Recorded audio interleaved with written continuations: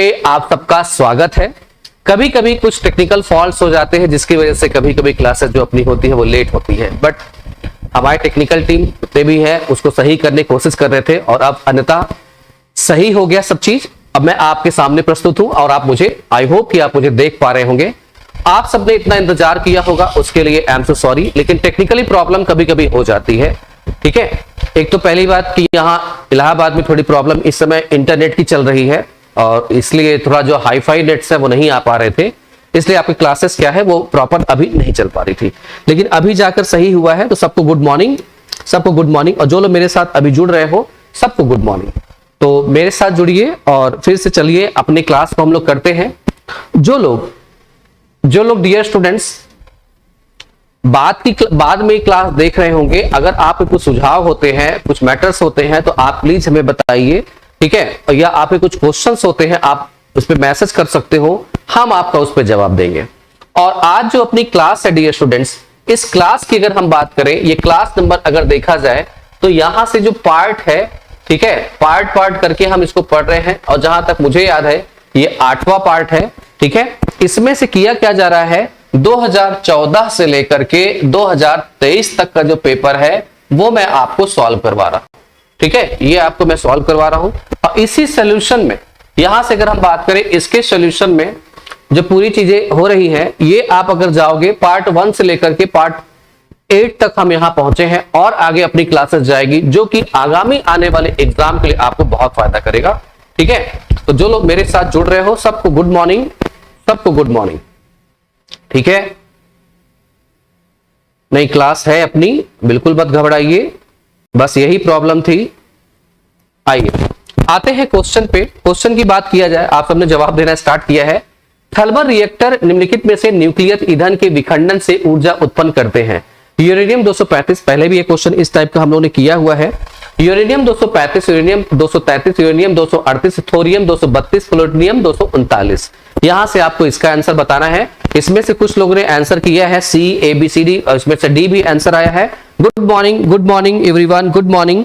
कृपया करके आप लोग इसका आंसर करने की कोशिश करिए, यहां से इसका आंसर करने की कोशिश करिए आप सब।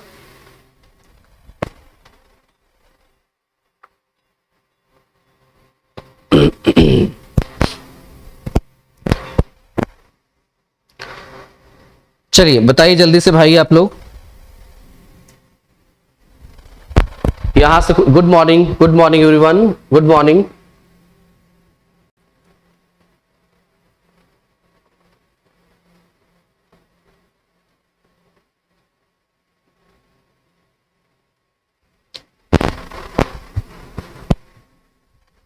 चलिए, तो यहां से अगर हम बात करें डियर स्टूडेंट्स, ध्यान दीजिएगा, पहले भी मैंने आप लोग को बताया हुआ है, पढ़ाया हुआ है।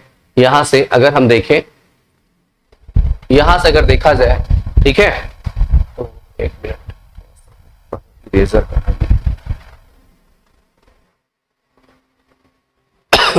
सॉरी, देखिए ध्यान दीजिएगा, यहां से अगर बात करें तो यूरेनियम 235 होता है, जिसमें ऑड है, जिसमें ऑड नंबर है वो याद रखिएगा। यहां पे 233 दिया हुआ है और इसमें चले जाए तो ये क्या है 239। तो आंसर क्या होगा अपना, ए होगा। यहां से क्या होगा, बी होगा और अपना आंसर क्या होगा, ई होगा। अब इसको यहां पे ढूंढ लीजिए, ठीक है, तो ए, बी और ई, यहां से आंसर क्या हो जाएगा, ये हो जाएगा। ये तो मैंने तरीका बताया। अब यहां से आप सोच सकते हो कि सर ये क्यों नहीं होगा, ये क्यों नहीं होगा, यूरेनियम 232, थोरियम 232 क्यों नहीं होगा, यूरेनियम ये क्यों नहीं होगा। अब यहां से आगे जब हम बात करते हैं यूरेनियम सीरीज की बात किया जाए तो यूरेनियम 235 जो है, ठीक है, यूरेनियम 235 ये मोस्ट एक्टिव है। ठीक है, क्या है ये, मोस्ट एक्टिव है, होता है, ठीक, मोस्ट एक्टिव। बट वहीं पे अगर हम बात करते हैं, वहीं अगर हम बात करें यूरेनियम 233 की, तो इसी फैमिली का है, वो भी क्या होता है, एक्टिव होता है, लेकिन इससे थोड़ा कम। ठीक है, रेडियो एक्टिव। जो रेडियो एक्टिव मटेरियल होते हैं उसमें अल्फा, बीटा और गामा, ये क्या होती है, 3 तरह की किरणें होती हैं। ये किरणें रिलीज होती हैं जिसमें ऊर्जा होती है और हमारी बॉडी को पेनिट्रेट करती है, हमारे सेल्स है उनको मार देती है और कैंसर होने का डर रहता है। ठीक है, आदमी की मृत्यु तो हो ही जाती है। वहीं अगर हम बात करते हैं यूरेनियम 238, यूरेनियम 238 के साथ क्या है, ये खुद में रेडियो एक्टिव नहीं है, ये अस्थाई है। अस्थाई का मतलब ये अस्थाई, ये अस्थाई का मतलब क्या होता है, यहां ध्यान समझिएगा। अस्थाई अस्थाई का मतलब ये है, थोड़ा सा मैं टेक्निकल जा रहा हूं, समझ में आ जाए अच्छी बात है। अगर मान लीजिए नहीं समझ में आता है तो घबराना नहीं है कि मुझको तो नहीं आ रहा, अब क्या करें।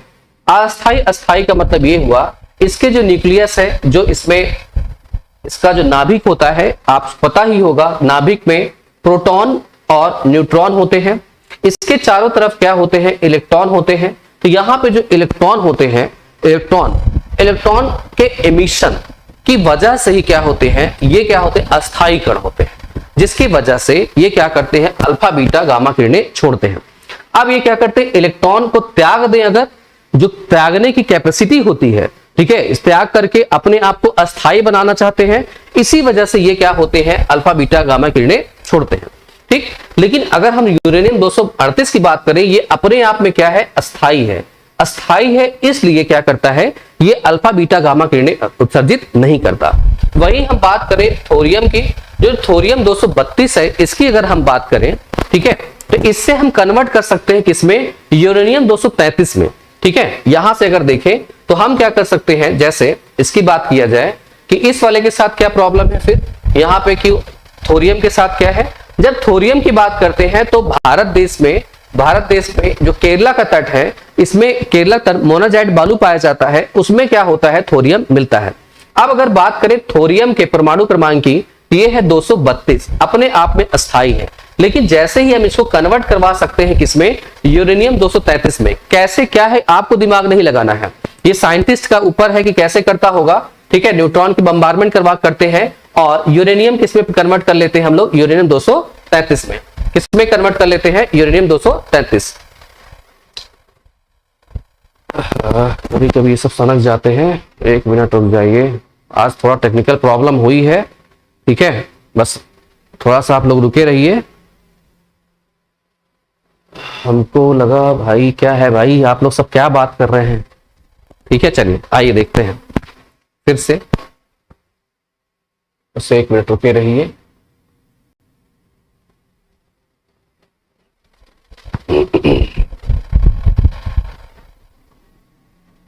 चलिए, जब बात करते हैं इसमें तो ये क्या होता है, थोरियम किसमें कन्वर्ट हो सकता है, यूरेनियम 233 में।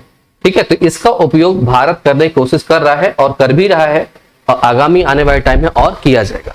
जब यहीं से बात करें प्लूटोनियम की बात किया जाए, अब आप याद रखें, जो अमेरिका है उसने जो परमाणु बम बनाया था जापान के लिए, हिरोशिमा नागासाकी में 6 अगस्त और 9 अगस्त 1945 को डाला गया था। तो पहली बार यहाँ पे अगर यूज किया गया, यहाँ पे यूरेनियम 235 और बाद में यूज किया गया यूरेनियम 239 का इस्तेमाल किया गया। ठीक है, तो ये है आपका आंसर, कौन सा होगा, 4th होगा। नेक्स्ट क्वेश्चन पे बढ़ते हैं हम लोग। नेक्स्ट क्वेश्चन है,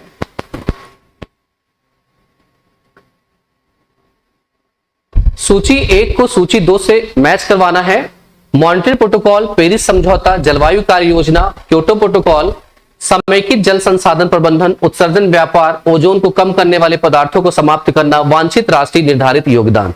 इसमें से बताना है कौन सा होगा, आप लोग इसका आंसर करिए।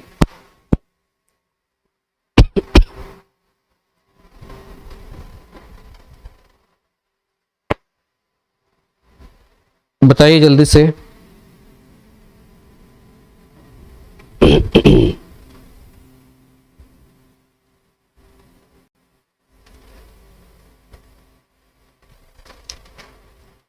बहुत आसान है, पहले भी मैंने करवाया है आप सबको। ठीक है, आप लोग अच्छे से इसको कर सकते हैं।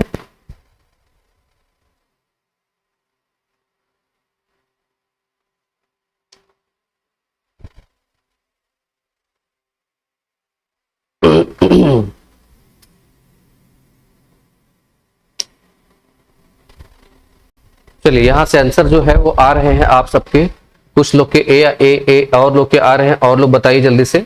देखिए, यहां से अगर हम बात करें डियर स्टूडेंट्स, ध्यान रखिएगा, पहले भी मैंने आप लोगों को पढ़ा रखा है। जब बात करते हैं मॉन्ट्रियल प्रोटोकॉल की, तो आप सब जानते हो ये सब क्वेश्चन आए हुए हैं, पहले पढ़ाया हुआ है। मॉन्ट्रियल प्रोटोकॉल की बात किया जाए तो ओजोन को कम करने वाले पदार्थ से मैच करता है। जब हम पेरिस समझौते की बात करते हैं, जो कब आया है, 2015 आया है जब पेरिस समझौता, इसकी अगर बात करें तो यहाँ पे उत्सर्जन व्यापार, समेकित जल संसाधन प्रबंधन, वांछित राष्ट्रीय निर्धारित योगदान, इन सब में अगर दोनों में इन सब में देखा जाए तो यहां से क्या करता है, जो वांछित राष्ट्रीय निर्धारित योगदान, जिसको हम क्या बोलते हैं, INDC, intended national determined contribution की बात करते हैं, उससे मैच करवाता है। वहीं क्योटो प्रोटोकॉल की बात करते हैं तो सतत व्यापार को लेता है। जलवायु कार्य योजना जो भारत द्वारा चलाया गया, उसकी अगर बात करते हैं तो समेकित जल संसाधन प्रबंधन। तो ए का थर्ड है, ए का थर्ड यहां से देखा जाए तो ए का थर्ड ये रहा, ठीक है, और किसी मैच नहीं है तो यही वाला आंसर अपना होगा।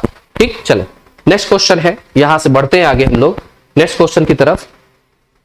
तो नेक्स्ट क्वेश्चन है आपके स्क्रीन पे, ये रहा फिर से। इसका जवाब आप लोग को देना है, मैच कराना है, कौन सा होगा बताएं आप सब। थोड़ा टेक्निकल प्रॉब्लम है भाई, आज थोड़ा मैनेज कर लीजिएगा आप लोग।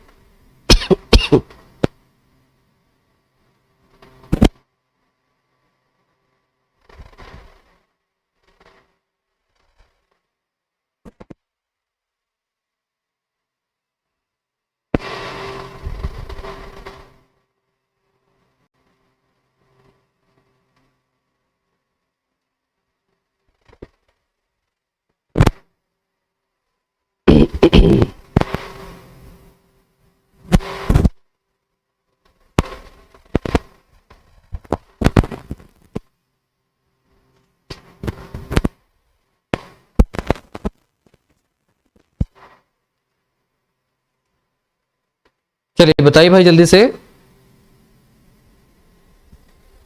आइए यहां से जो आंसर आ रहा है आप सबका, और लोग आंसर दें जल्दी से। बी आंसर आ रहा है, और लोग बताएं। बी आंसर, देखते हैं क्या है इसका। जब क्योटो प्रोटोकॉल की, तो आप सबको पता है क्योटो प्रोटोकॉल क्यों आया था। संयुक्त क्रियान्वयन के लिए राष्ट्रीय रूप से निर्धारित योगदान, सस्ती विश्वसनीय स्वच्छ ऊर्जा, जैव विविधता पर सम्मेलन। पहले भी ये क्वेश्चन इस टाइप का करवाया गया है आपसे। जब क्योटो प्रोटोकॉल की बात करते हैं तो यहां मैंने बताया था आपको कि यहां पे कार्बन ट्रेडिंग के लिए आया था, कार्बन ट्रेडिंग के लिए। जब बात करते हैं कार्बन ट्रेडिंग, अब कार्बन ट्रेडिंग की बात करें तो ये किसके लिए आएगा, संयुक्त राष्ट्र कार्यान्वयन के लिए। क्यों संयुक्त कार्यान्वयन की बात किया गया कि इसमें ये सम्मिलित रूप से ही हम क्या कर सकते हैं, इसको अचीव कर सकते हैं सम्मिलित रूप से।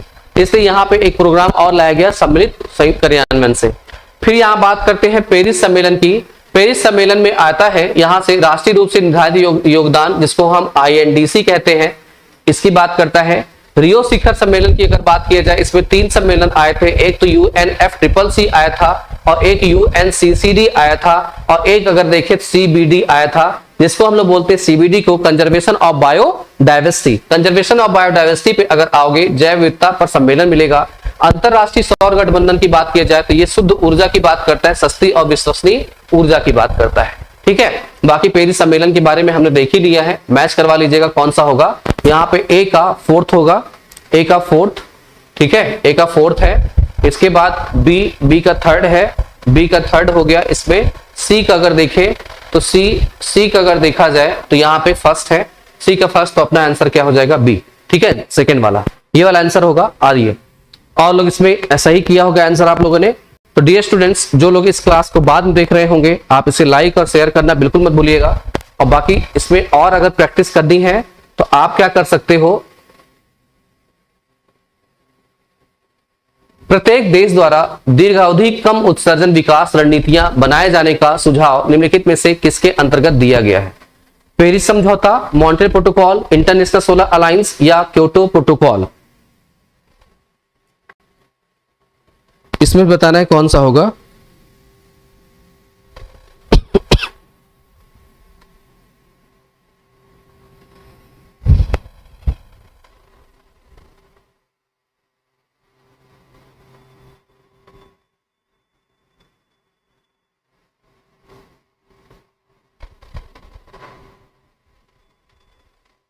बताइए आप सब जल्दी से।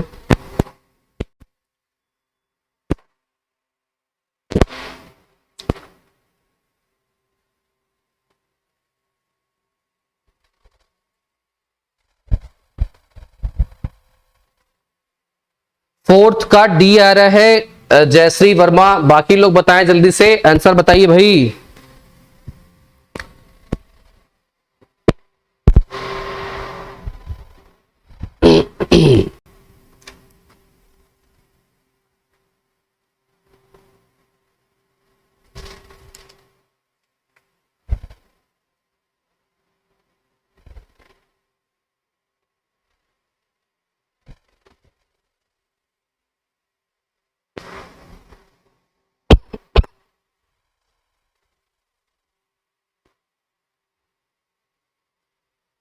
चले देखिए, समझिए यहां से।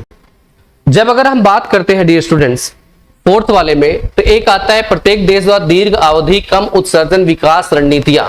ठीक है, जब इसकी बात करते हैं यहां से कि दीर्घ अवधि कम उत्सर्जन विकास रणनीति बनाए जाने की बात करता है, तो हमेशा याद रखना है किसको याद करना है आपको? मॉन्ट्रियल प्रोटोकॉल को। तो मॉन्ट्रियल प्रोटोकॉल में कहा कि इसमें जो सीएफसी गैस होती है, इसको उत्सर्जन हमें क्या करना है? रोकना है।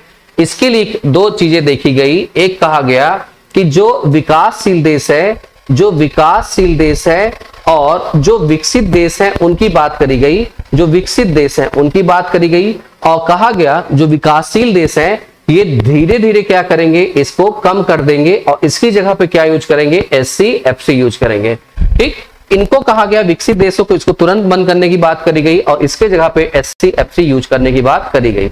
लेकिन हम सब जानते हैं कि क्योटो प्रोटोकॉल ऐसा था जहां पर ये गैस क्या कर गई? ये ग्रीन हाउस गैसेस के रूप में जानी जाने लगी। ठीक है, चले आगे बढ़ते हैं। तो अपना आंसर क्या होगा यहां से? दूसरा वाला। नेक्स्ट क्वेश्चन पे आते हैं। नेक्स्ट क्वेश्चन है, नीचे दो कथन दिए गए हैं, समान तीव्रता परंतु अलग अलग आवृत्ति वाली दो ध्वनियां अलग अलग प्रबलता की प्रतीत हो सकती हैं। विभिन्न आवृत्तियों की ध्वनियों के प्रति मनुष्य के कान की अनुक्रिया एक समान नहीं होती। उपयुक्त कथनों के आलोक में निम्नलिखित विकल्पों में से सही उत्तर दीजिए। आप लोग बताइए जल्दी से, इसका आंसर क्या होगा?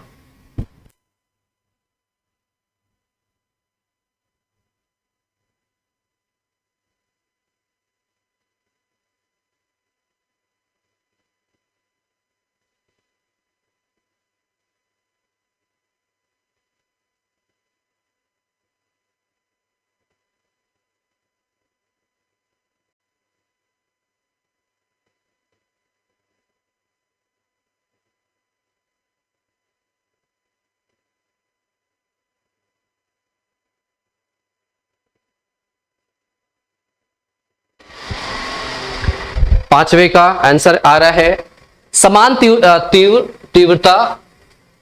तीव्रता परंतु अलग अलग आवृत्ति वाली दो ध्वनियां अलग अलग प्रबलता की प्रतीत हो सकती हैं। विभिन्न आवृत्तियों की ध्वनियों के प्रति मनुष्य के कान की अनुक्रिया एक समान नहीं होती है। ठीक है, दोनों स्टेटमेंट जब आप देखोगे तो हाई स्कूल में भी आपने पढ़ा होगा।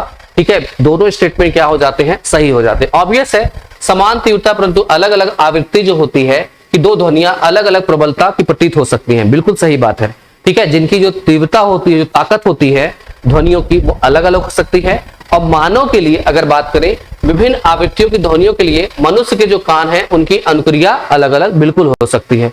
तो यहां से अगर हम बात करें तो यहां पे कथन 1 और 2 दोनों सही हो जाते हैं। ठीक है, चलिए आगे बढ़ते हैं नेक्स्ट क्वेश्चन पे। तो नेक्स्ट क्वेश्चन है आपके स्क्रीन पे, यहां पे आप इसे आराम से पढ़ के इसका आंसर दीजिए। नीचे दो कथन दिए गए हैं, एक को अभिकथन कहा गया, दूसरे कारण कहा गया। प्रत्येक देश द्वारा दीर्घ अवधि कम उत्सर्जन कम विकास रणनीतियां अपनाना पेरिस समझौते के लक्ष्य को साकार करने में महत्वपूर्ण है। प्रत्येक देश द्वारा घोषित राष्ट्रीय रूप से निर्धारित योगदान NDC वैश्विक तापमान में वृद्धि को पूर्व औद्योगिक स्तर से 2 डिग्री सेल्सियस अधिक तक सीमित रखने की पर्याप्त नहीं है। ठीक है, इसको बताना है यहां से क्या होगा आंसर। प्लीज आंसर करिए आप सब।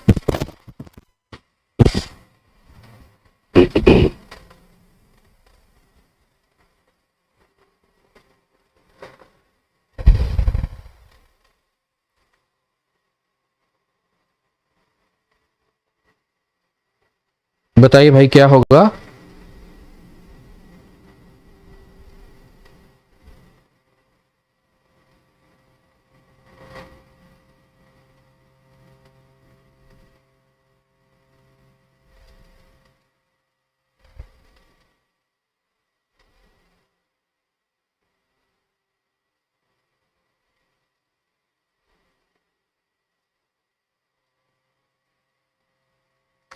चलिए, तो इसकी अगर हम बात करें डियर स्टूडेंट्स, नीचे दो कथन दिए गए हैं, एक को अभिकथन। यहां से अगर बात किया जाए तो क्या कह रहा है क्वेश्चन?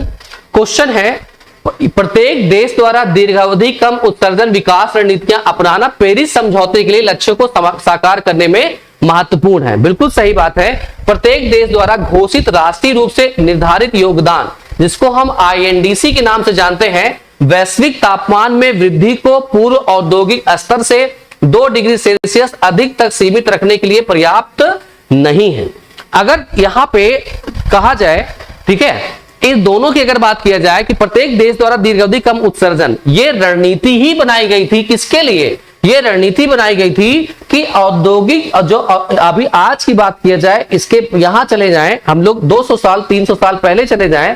अरे जब आपको याद होगा 16वीं शताब्दी थी, 16वीं शताब्दी में ईस्ट इंडिया कंपनी आई। इसके बाद 1757 आप सबको याद होगा 1770 प्लासी का युद्ध होता है। प्लासी के युद्ध के बाद आप सब जानते हो 1760 में बक्सर का युद्ध 1764 में बक्सर का युद्ध होता है। इस बक्सर के युद्ध के बाद जो बंगाल वाला पार्ट है उसे ईस्ट इंडिया कंपनी अधिक हथिया लेती है।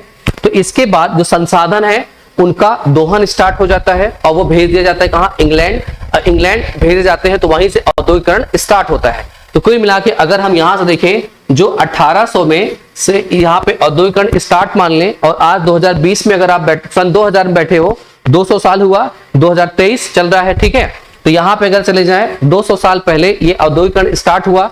जब औद्योगिकरण स्टार्ट हुआ तो इन सब क्षेत्रों में, यूरोप वाले क्षेत्र में पेड़ पौधे काटे गए। जैसे नदियों का हालत आज हमारे यहाँ है वहां था, जैसे पोल्यूशन आज हमारे यहाँ है वहां पोल्यूशन, जैसे कोयला आज हम जला रहे वहां कोयला जला रहे थे, ठीक है। तो यहां पे अगर बात किए तो उस समय हमें जा करके, मतलब जितना टेम्परेचर तब से लेकर अब तक हमने क्या किया, 2 डिग्री सेल्सियस तक इतना नहीं बढ़ा टेम्परेचर, लेकिन फ्यूचर में इतना बढ़ सकता है।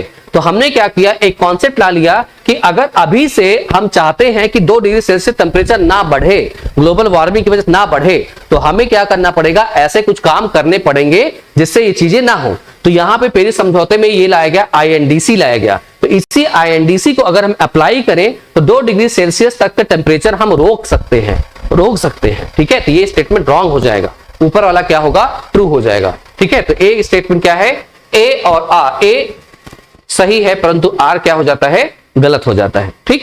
अब यहीं से अगर बात किया जाए, जो एसडीजी है, एसडीजी कॉन्सेप्ट के जो 17 गोल है वो इसीलिए आए हैं, वो इसीलिए आए कि हाँ इसमें से एक संकल्पना क्या है कि 2 डिग्री सेल्सियस तक के टेम्परेचर को रोका जा सके। एक और आता है जिसको हम बोलते हैं आईपीसीसी बोलते हैं।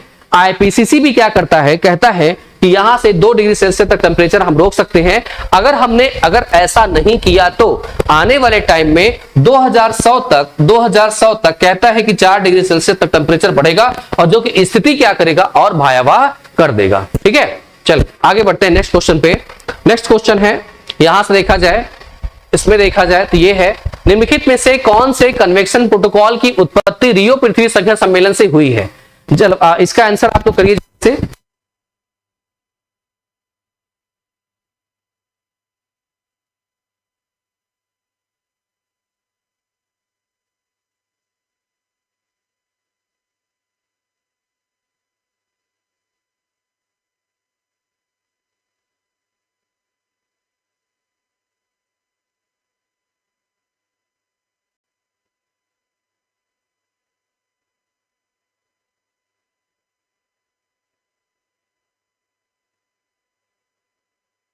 चलिए बताइए जल्दी से।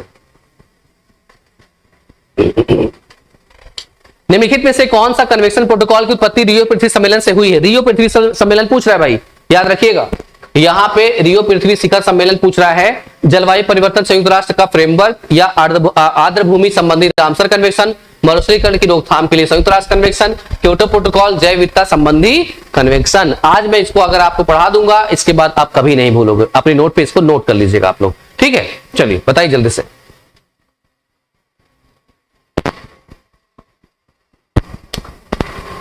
आज थोड़ा क्लास अपनी लेट हुई तो इसलिए शायद स्टूडेंट्स ज्यादा नहीं जुड़ पाए हैं यहाँ पे, नहीं कोई बात नहीं। जो लोग इसको बाद में देख रहे होंगे डेफिनेटली इससे आपको फायदा होना तय है, ठीक है।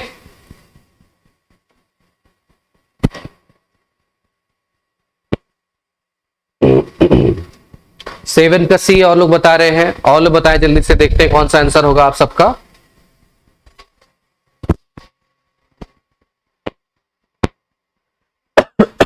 सॉरी,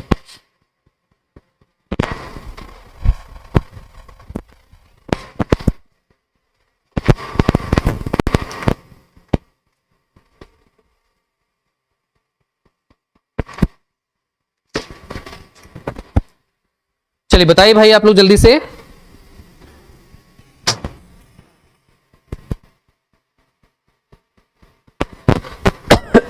सॉरी, चलिए बताइए बताइए जल्दी से बताइए भाई। देखिए समझिएगा, यहां से अगर मैं आपको पढ़ा, यहां से यहां याद रखिएगा, एक डेट है जो मैंने आपको बताई है। देखता हूं कोई पेज जुड़ जाएगा क्या, एडिट प्लस करके क्या होगा, अच्छा प्लस वॉइड ड्राफ्ट, नहीं कुछ नहीं आने वाला, एक ब्लैंक पेज नहीं आएगा, चलो छोड़ो, एक्सपेरिमेंट करने से कोई फायदा नहीं। यहाँ आइए, यहां देखते हैं एक डेट है 1972। इसकी अगर हम बात करें, यहां से मैंने आप सबको पढ़ाया है कि 20 साल बाद अगर आप जाओगे, कब आएगा, 1992 आएगा। 1992 में से अगर हम देखें तो ये जो सम्मेलन हुआ था, इसको कहते हैं स्टॉकहोम सम्मेलन बोलते हैं, स्टॉकहोम सम्मेलन बोलते हैं। इधर अगर हम चले जाएं तो ये है रियो सम्मेलन है, ठीक है, रियो सम्मेलन या रियो समिट के नाम से जानते हैं, ठीक, रियो समिट्स। अब अगर बात किया जाए इसमें रियो सम्मेलन और रियो समिट्स की बात करें तो यहां पे 3 प्रोग्राम लाए गए थे, मैंने आप सबको बताया ही है 3 प्रोग्राम। यहां से एक आया था UNFCCC आया था, united nation framework on climate change पे आया था। फिर इसके बाद अगर बात करें यहां से, इसमें UNCCD आया था, united nation convention to combat to desertification आया था, ठीक है, डिजर्टिफिकेशन मतलब मरुस्थलीकरण को रोकने की बात करी गई थी। फिर यहां पे क्या आया था, CBD आया था, कंजर्वेशन ऑफ बायोडाइवर्सिटी, इसको बचाने की बात करी गई थी। तो यहां से जलवायु परिवर्तन राष्ट्रीय कार्य योजना फ्रेमवर्क कन्वेंशन आया था, जिसको हम बोलते हैं UNFCCC बोलते हैं, ठीक है। आर्द्र भूमि रामसर कन्वेंशन अभी रुके रही है। मरुस्थलीकरण की रोकथाम करना आपने देखा, UNCCD आई थी।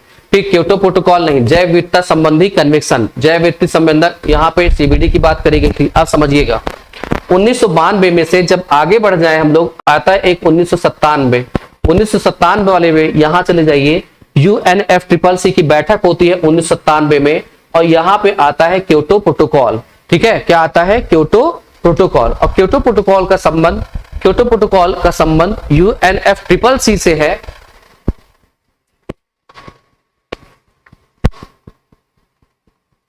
ये बोर्ड दूसरा लगा हुआ है जहां मैं क्लास ले रहा हूं, ये दूसरी क्लास है, थोड़ा सा ये मैनेज करना पड़ेगा। देखिए सारी चीजें हट गई, ठीक है, कोई प्रॉब्लम कर रहा है ये, बस 1 मिनट, यहां समझिएगा, ठीक। तो क्योटो प्रोटोकॉल हो गया। अब यहां से अगर हम देखें, यहां मैंने बात किया अभी क्योटो प्रोटोकॉल, ये कब आया है, 1997 में। किसकी बॉडी रही ये, UNFCCC की रही है, ठीक है, यहां से याद रखना है। रामसर कन्वेंशन की बात किया जाए डियर स्टूडेंट्स, ये जो है ये डायरेक्ट इससे नहीं जुड़ता है, ये अलग से कन्वेंशन हुआ था, ईरान में हुआ था, मुझे याद नहीं आ रहा, शायद 1986 या 82 ऐसे में हुआ था, ठीक है, डेट आप लोग देख लीजिएगा। आया किस लिए था, ये आर्द्रभूमियों, जितनी आर्द्रभूमि होती है, जैसे झील होता है, तालाब होता है, इनके बचाने की बात करी गई। क्यों समय के साथ अगर ये सूख जाएगी, जैसे आपके घर आपके गांव में अगर आप देखे होंगे पोखरन होते होंगे, झील होते होंगे या तालाबें होंगी, वहां अगर आप देखते होंगे तो आसपास वहां पे घास फूस या पेड़ पौधे होंगे, और उसके आसपास चिड़िया आती होंगी, बगुले आते होंगे, मेंढक, सांप, ये सब अगर आप देखोगे तो वहां पे आपको कभी कभी दिखाई देते हैं। तो छोटी छोटी बायोडाइवर्सिटी है। उसके अलावा ये जो वाटर होता है, पानी भरा होता है, ये अंदर जाकर इस क्या करता है, हमारी जो वाटर टेबल होती है उसको रिचार्ज करता है, ठीक है। तो यहां से देखें तो ए और क्या होगा, CDE, ACD और E, ACD और E आंसर होगा। तो यहां से आंसर कौन सा होगा, दूसरा वाला।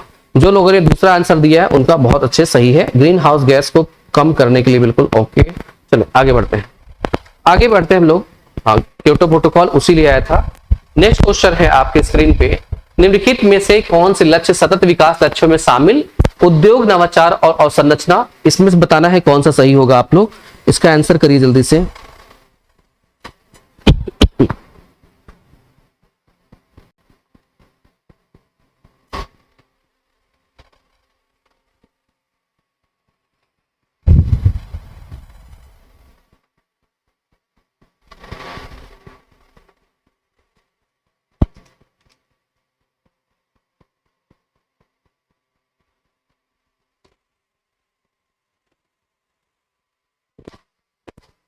बताइए भाई जल्दी से, थोड़ा कंफ्यूजन था बट अब याद रहेगा। ओके गुड, इसे बताइए यहां से, उद्योग नवाचार और अवसंरचना, सभी के लिए उच्च शिक्षा, असमानता में कमी, लक्ष्य प्राप्त करने के लिए साझेदारी, स्वच्छ वायु, क्लीन एयर। इसमें बताना है कौन सा होगा।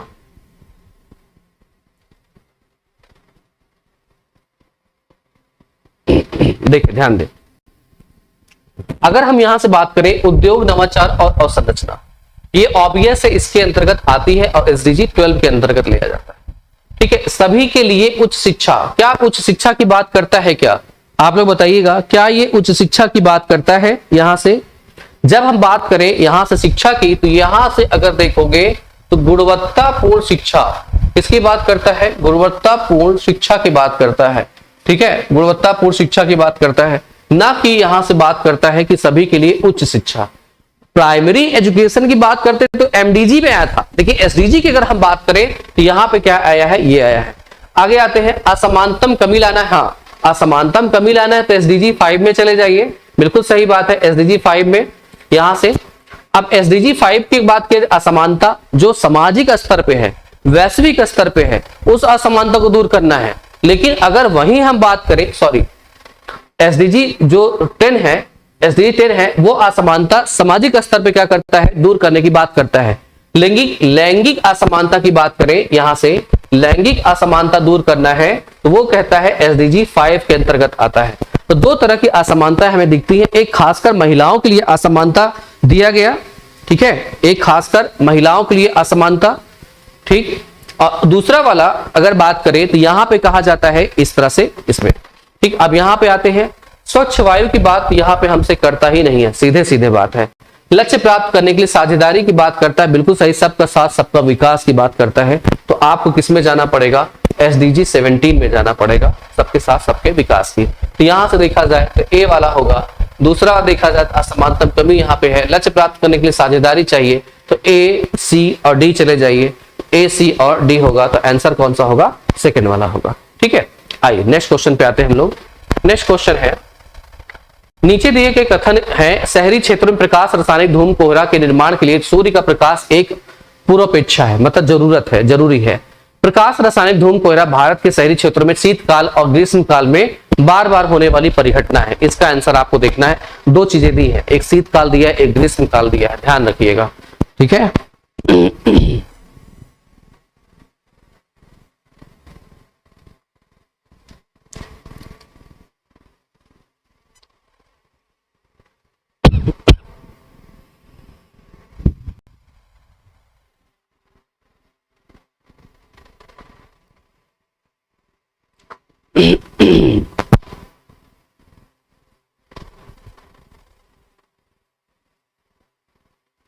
बताइए भाई जल्दी से, क्वेश्चन पढ़ लिया होगा आप सबने।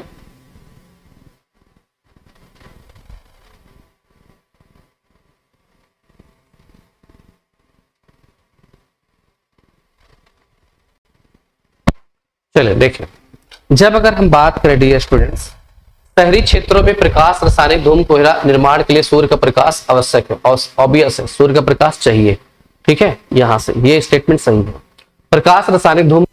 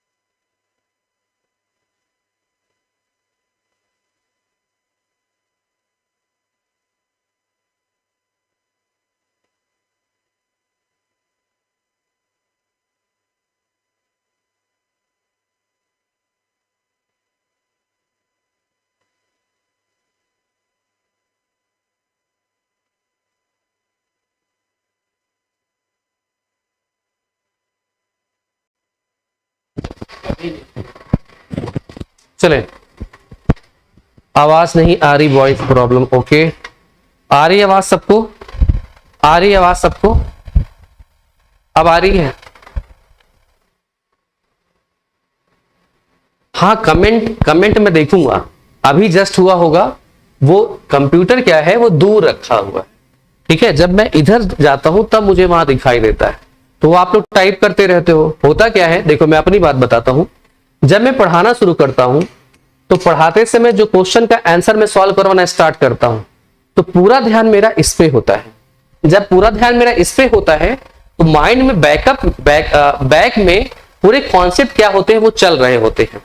अगर मैं क्या करूं, जब मैं कमेंट देखना स्टार्ट करूंगा तो होता क्या है कि वो चीजें फिर क्या होती है, ये चीजें दब जाती हैं, ठीक है। मतलब दो तीन चीजें छूट जाती है पीछे, इसलिए फिर मेरा पूरा ध्यान कहां चला जाता है, इसी पे। तब मैं कमेंट नहीं देखता, जनरली ऐसा होता है मेरे साथ, ठीक है। हाँ, मैं फिर समझा देता हूं, कोई बात नहीं।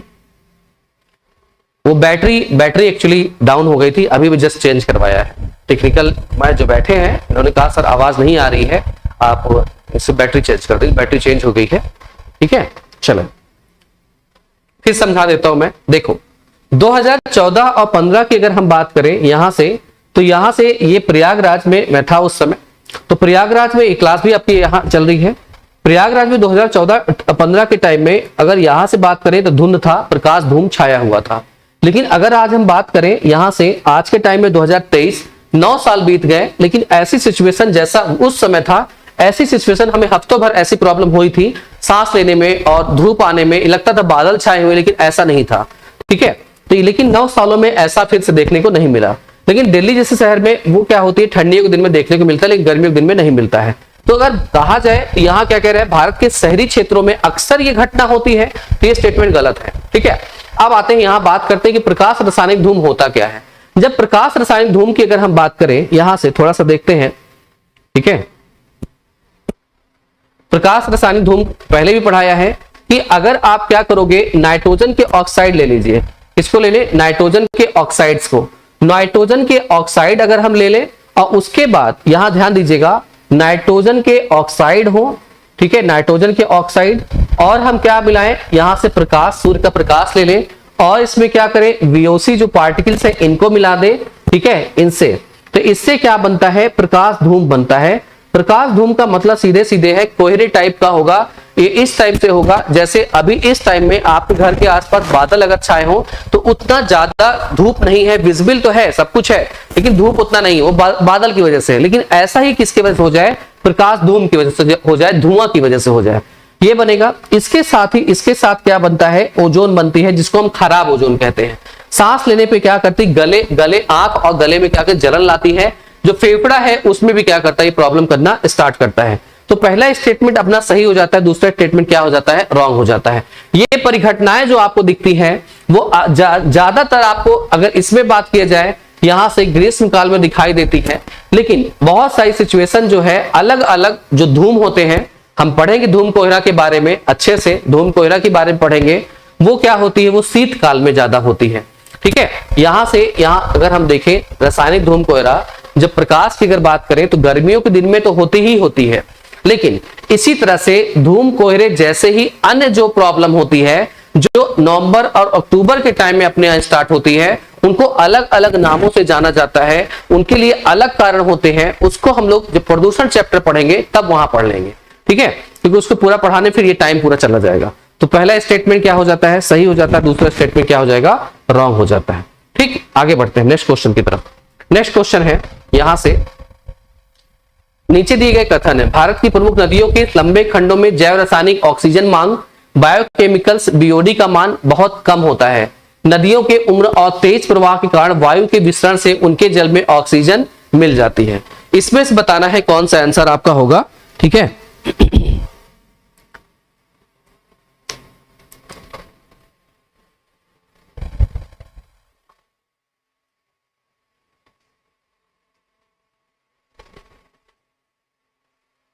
बताइए भाई कौन सा होगा।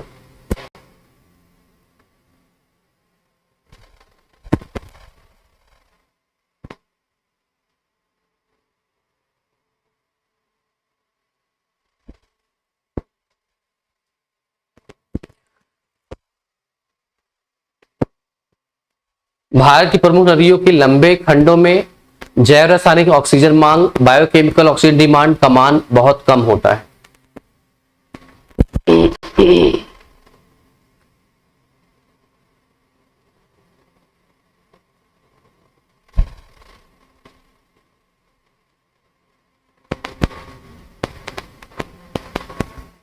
सीपी, अब क्या हो गया भाई, आपको क्या हो गया, जमील जी, जस्मीन जी, जयश्री, ये सब आपको हो क्या रहा है, आप लोग क्या कर रहे हो?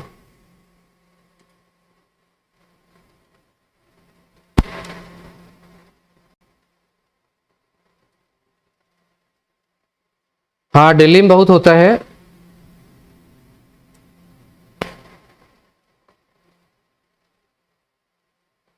चले आगे बढ़ते हैं। यहां से अगर हम देखें इस वाले पॉइंट में, भारत के प्रमुख नदियों की लंबे खंडों में जैव रासायनिक ऑक्सीजन की मांग क्या होती है, डिमांड बहुत कम होता है। अब अगर देखा जाए यहां से ये नदी है, ठीक है, ये नदी है। अब इसका कोई भी छोर ले लो, 2-4 किलोमीटर जो आपको लेना है, ये वाला पार्ट अगर दे लें, लंबे खंड अगर ले लें, यहां से कह रहा है कि बीओडी, यहां से बीओडी बायोलॉजिकल ऑक्सीजन डिमांड, मतलब इसमें जो घुलने वाले पेड़ पौधे जीव मर जाते हैं, तो इनको सड़ाने गलाने के लिए जो शैवाल है वो ऑक्सीजन की डिमांड कम करते हैं। क्या ये स्टेटमेंट सही है? आप लोग बताओ, क्या ये स्टेटमेंट सही है? नदियों के उम्र और तेज प्रवाह के कारण वायु के विसरण से उनके जल में ऑक्सीजन मिल जाते हैं। अब यहां से होता क्या है, जो ऊंची पहाड़ियां हैं, यहां से क्या करती, नदियां चलना स्टार्ट करती हैं, और नदियां जब जल ले चलती हैं टकराती हुई चलती हैं, तो ऑब्वियस है ऑक्सीजन उनमें उसी वजह से मिलता है। और दूसरा जो वायु प्रेशर है, वायु प्रेशर उसकी वजह से मिलता है, तो ऑब्वियस है, तो ऑक्सीजन इसमें इस वजह से मिल रहा होता है। तो पहला वाले स्टेटमेंट हम क्या बोले, पहले वाले स्टेटमेंट पे आएंगे तो बीओडी की मांग क्या होगी, यहां पे कम नहीं होगी, यहां पे अधिक होगी या सामान्य होगी, ठीक है, या कह दे सामान्य होगी, ठीक है, या कह सकते थोड़ी अधिक होगी, चलेगा। नदियों की उम्र तेज प्रवाह का वायु विसरण के उनके जल में ऑक्सीजन मिल जाता है, बिल्कुल सही है, और कोई तरीका नहीं होता है। कभी आपने एक्वेरियम देखा होगा, एक्वेरियम में आप लोग अक्सर देखते हो मछली रहती है, और यहां पे अगर देखें तो बुलबुले के रूप में आप देखे होंगे, इसमें ऑक्सीजन क्या करते हैं, मिलाते हैं, ठीक है, देखा होगा। तो ये विसरण ऋतु करते इसे मिलाते, ताकि ये मछली जो है वो उसको ऑक्सीजन मिलती रहे, ठीक है, तो ये हो गया। ठीक, चले आगे बढ़ते हैं। तो यहां क्या होगा, कथन एक सही नहीं है, कथन दूसरा क्या है, सही है। नेक्स्ट क्वेश्चन पे आते हैं। डियर स्टूडेंट्स, ये ऐड लगा रखा है सर ने, यूजीसी नेट जेआरएफ का 2023 का अगर न्यू बैच स्टार्ट है, जो अगर सब्सक्रिप्शन लेना चाहे डियर स्टूडेंट्स, तो 999 रुपए में चल रहा है, आप उसको ले सकते हो यहां से 999 रुपीज में। और एक सैटरडे को अपनी क्या होनी है, मैराथन क्लास चलनी है, शनिवार को 5 बजे से क्या होती है, मैराथन क्लास चल रही है। अब जो क्लास है वो इन्फी मैम की स्टार्ट होने वाली है, आज से स्टार्ट हो जाएगी, नहीं शायद कल से होगी, क्योंकि 9 से 10 एक क्लास वो ले रही हैं, मैम की तबीयत ठीक हो गई है, और 10 बजे से उनका कुछ है मैटर, शायद कहीं पहुंचना है, मेरे ख्याल से क्लास आपकी जो होगी वो कल से स्टार्ट हो जाएगी इनकी क्लास, ठीक है। और शिवम सर की क्लास स्टार्ट है, टेक्निकल प्रॉब्लम जैसे आज थी, कल या परसों भी ऐसी प्रॉब्लम आई थी, तो इनकी क्लास स्टार्ट है। अब दोनों की क्लास जो है वो यहाँ पे अलग अलग टाइम पे, इनकी क्लास 5 बजे से और इनकी क्लास मॉर्निंग में चलेगी, दोनों क्लास चलेगी। यहीं से फिर बाद में इनकी डीआई क्लास भी स्टार्ट हो जाएगी, और मेरी क्लास भी बाद में स्टार्ट होनी ही है, ठीक है। चलिए आगे बढ़ते हैं नेक्स्ट क्वेश्चन पे। यहां से पर्यावरण मुद्दों से संबंधित एकमात्र संयुक्त राष्ट्र समझौता कौन सा है, जिसका संयुक्त राष्ट्र के सभी 197 सदस्य राष्ट्रों द्वारा अनुसमर्थन किया गया था?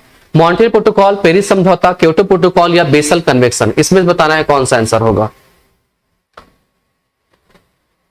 जब शैवाल की संख्या बढ़ती है तो O2 की संख्या बिल्कुल कम होगी, बिल्कुल सही बात है, लेकिन संख्या कब बढ़ेगी ये सोचिए ना, संख्या कब बढ़ेगी, संख्या कब बढ़ेगी पलक जी? जब सामान्यता आपके यहां भीड़ कब होगी, जब दावत देंगे, दावत कब होगी, जब खाना बनेगा, खाना लोग ज्यादा खाएंगे। शैवाल की संख्या कब बढ़ेगी, जब जल में कार्बन की मात्रा अधिक होगी, घर से निकले हुए तेल जो किचन में आप धोते हो, हमारे मलमूत्र जो बहकर जाते हैं टाउन एरिया से, ठीक है, वो सब अगर मिलते हैं तो कार्बन की मात्रा अधिक हुई, उसको सड़ाने गलाने के लिए शैवालों की मात्रा क्या होती है, बढ़ती है। उसके अलावा टेम्परेचर की भी जरूरत पड़ती है, सूर्य के प्रकाश की, और ऐसी सिचुएशन कहां होती है, गर्मियों के दिन में होती है। ठीक है, चलें, तो यहां से आंसर आ रहा है चंद्रिका पाल जी का पेरिस समझौता। बाकी लोग बी बता रहे हो, ठीक है, बहुत अच्छे। पर्यावरण मुद्दों संबंधित एकमात्र संयुक्त राष्ट्र कन्वेंशन जो है डियर स्टूडेंट्स, यहां से मुझे पता था कि आप कंफ्यूज होगे, ठीक है, तो यहां से अगर देखें समझौता कौन सा जिसका संयुक्त राष्ट्र के सभी 157 देशों अनुसमर्थन किया गया था, वो इन सब प्रोटोकॉल की बात किया जाए तो इसमें से एक भी नहीं है। उसमें सबसे अलग प्रोटोकॉल कौन सा है, मॉन्ट्रियल प्रोटोकॉल। यहां पे जब कहा गया कि सीएफसी को हटाना है तो यहां पे हो हल्ला मचाएं, क्यों हटा दें, क्योंकि अभी तो हमने क्या किया, मान लिया आज ही तुम फ्रिज खरीद के ले आए, आज ही फ्रिज खरीद के ले आए, ठीक है, और आज ही कहा जा रहा है भैया फ्रिज आपकी चला नहीं सकते, खराब हो गई, क्यों, क्योंकि इसमें जो गैस भरी हो सीएफसी है, और आपकी जो, तो मैं कहूंगा यार इससे मुझे क्या मतलब है, ठीक है, तो कहेंगे नहीं, अगर चलाओगे तो इससे डबल आपको क्या करना पड़ेगा, वो देना पड़ेगा। तो करूं क्या, तो भैया अपनी फ्रिज को आप क्या करिए, गवर्नमेंट आपको सब्सिडी टाइप का दे रही है, जाकर बदल के दूसरा ले आइए, ठीक है। तो ये हुआ, तो उसका हम कुछ विकल्प देंगे ना, तो क्या कहेगा, इस फ्रिज को ले जाइए, इसमें क्या करिए एससीएफसी गैस भरवा के ले आइए, ठीक है, ये क्या करेगी, आपको फायदा करेगी। लेकिन गरीब देश से, जो गरीब अभी खरीदा हुआ बेचारा, वो क्या करे, वो कह रहा है ठीक है तुम चलाओ, 2-4 साल चला लो, उसके बाद तुम्हारा बदल देंगे, ठीक है। गरीब देशों के लिए ये कहा गया कि तुम जो अमीर है, गरीब देश में कुछ अमीर भी होंगे, अमीर लोग हैं, उनका पहले चेंज करवाओ, फिर गरीब तक तो हम पहुंचेंगे, गरीब के पास फ्रिज कहां खरीदेगा वो, ठीक है, ये है। तो यहां पे क्या किया गया, अमीर और गरीब देशों के बीच अंतर किया गया, और इसी में क्या किया गया, समर्थन किसका किया गया, मॉन्ट्रियल प्रोटोकॉल का किया गया, जो कि 1900 आप सब जानते हैं 16 सितंबर 1987 में आता है, और लागू कब होता है, 1989 में। यहाँ पे सीएफसी को हटाने की बात करी गई, किसके लिए, ओजोन लेयर को। ओजोन लेयर जो होता है डियर स्टूडेंट्स, उसकी जो मोटाई होती है वो 1 सेंटीमीटर से भी क्या होती है, कम होती है। ऐसा क्वेश्चन आपके एग्जाम में पूछा गया है, ठीक है। क्योटो प्रोटोकॉल आप जब जानते ही हो, क्योटो प्रोटोकॉल किससे संबंधित था और पेरिस समझौता किससे संबंधित था, ठीक है। चले आगे बढ़ते हैं नेक्स्ट क्वेश्चन पे। नेक्स्ट क्वेश्चन है, भारत की प्रमुख नदियों के लंबे खंडों, ये तो दोबारा रिपीट कर गया इसे मैं आगे बढ़ रहा हूं क्योंकि आप देखा है कि क्वेश्चन रिपीट कर रहा है, ठीक है, क्वेश्चन रिपीट कर रहा है, आगे बढ़ रहे हैं हम लोग नेक्स्ट क्वेश्चन पे। प्रकाश विभवता प्रणाली पीवीसी सिस्टम में निम्नलिखित में सबसे छोटी बड़ी इकाई क्रम में लगाए जाते हैं, इसका आंसर आप लोग बताना है कौन सा होगा। थोड़ा सोच समझ के आंसर करिएगा क्योंकि ऐसे क्वेश्चन रिपीट हुए हैं।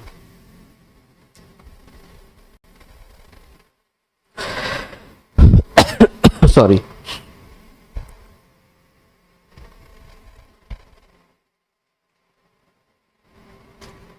ये इंपॉर्टेंट है और इस पे ये इंपॉर्टेंट क्वेश्चन है, इस पे क्वेश्चन एग्जाम में आया हुआ है, ठीक है। चलिए आगे बढ़ते हैं हम लोग जल्दी से इस पे।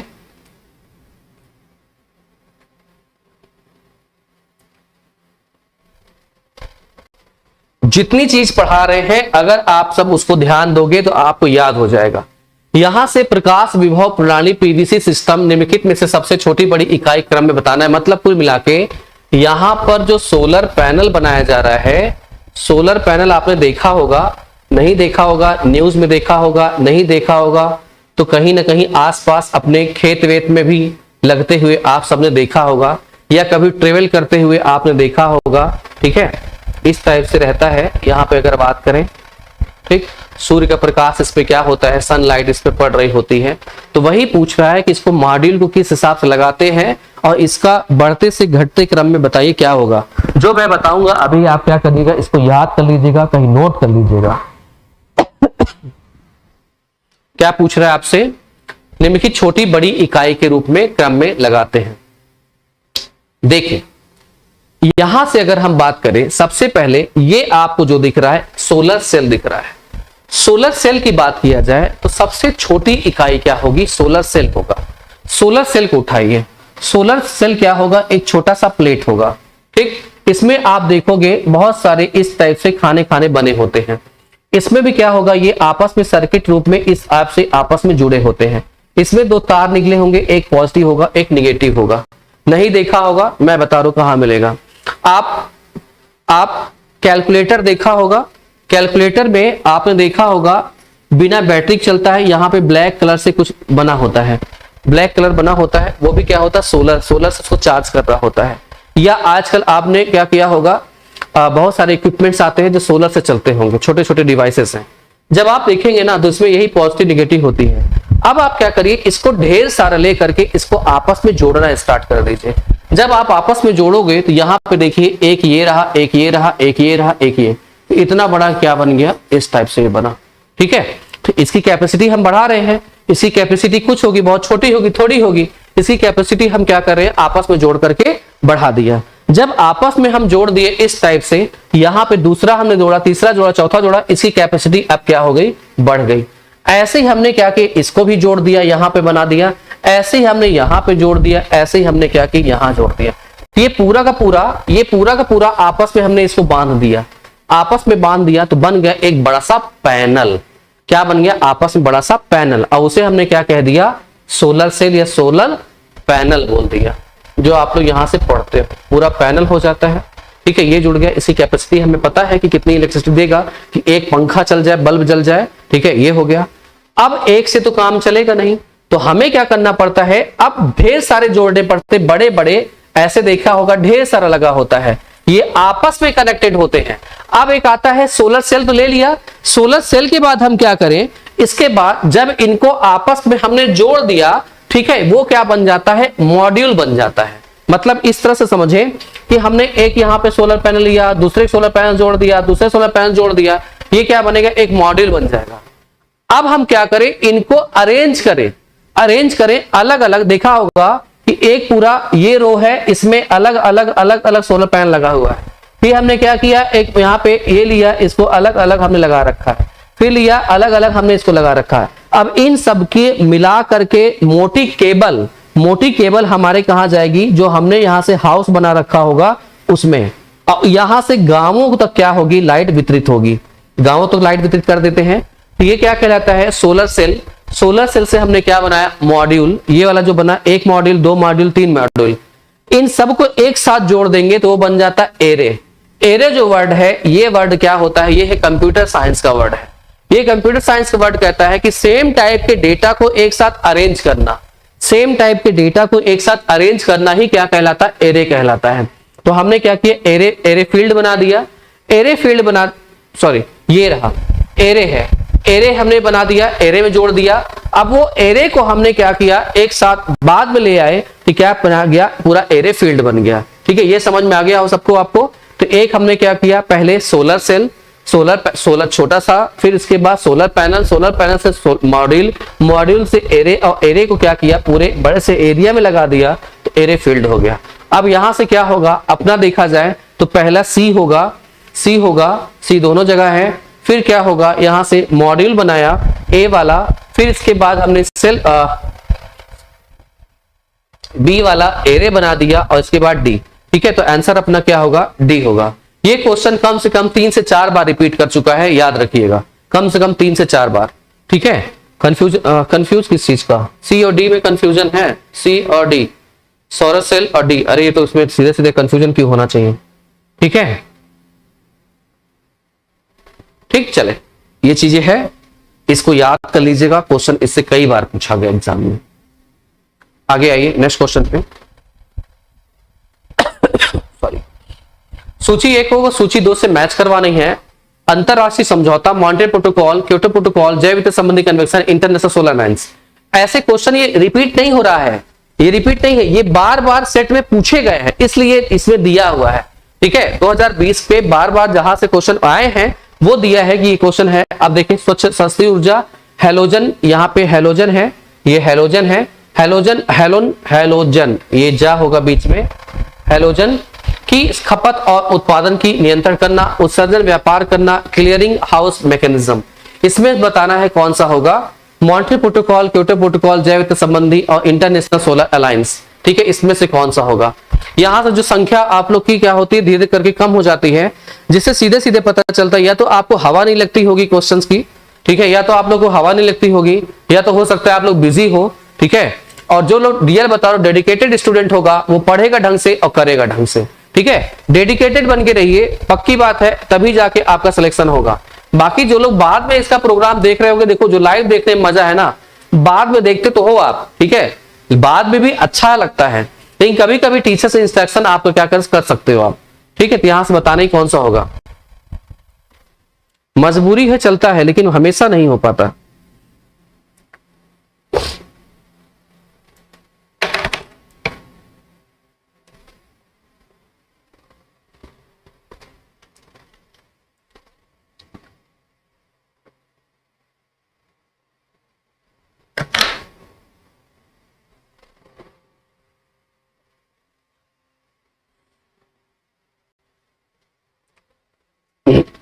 चलो देखिए, ध्यान दीजिएगा, यहां से बात किया जाए तो मॉन्टे प्रोटोकॉल आप सब जानते हो, उत्सर्जन व्यापार क्लीनिंग हाउस, पहले भी मैंने बताया है आप सबको, यहां से पहले भी बता रखा है।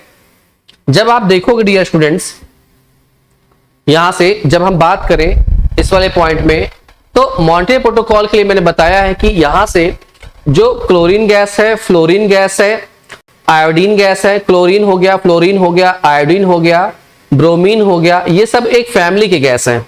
इन फैमिली गैसों को हम लोग साथ में क्या बोलते हैं, हैलोजेंस बोलते हैं, ठीक है, साथ में क्या कहते हैं, हैलोजेंस। तो मॉन्टे प्रोटोकॉल कहता है कि हैलोजेंस को क्या करना है, रोक लगानी है। क्योटो प्रोटोकॉल के बारे में आप सब जानते हो, उत्सर्जन व्यापार की बात करता है। उत्सर्जन व्यापार के लिए मैंने आप सबको बताया था कि यहां पे क्या करता है, जो कार्बन क्रेडिट है, जो कार्बन क्रेडिट है इसकी बात करता है, एक देश दूसरे देश को क्या कर सकता है, कार्बन क्रेडिट कर सकता है, आपस में बेच सकता है। लेकिन 2022 का जो ग्लासगो सम्मेलन हुआ था, उसमें इस उत्सर्जन व्यापार को कम बंद कर दिया गया, क्योंकि इंडिया और चाइना जैसे देश ऐसे बड़े खेल कर रहे थे, ठीक है।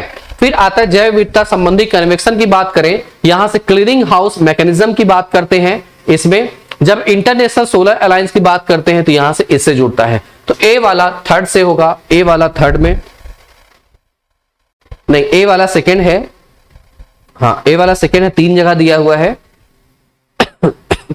डी वाला फर्स्ट में है, तो डी वाला फर्स्ट यहीं पे है, अच्छा यहां भी है, यहां भी है,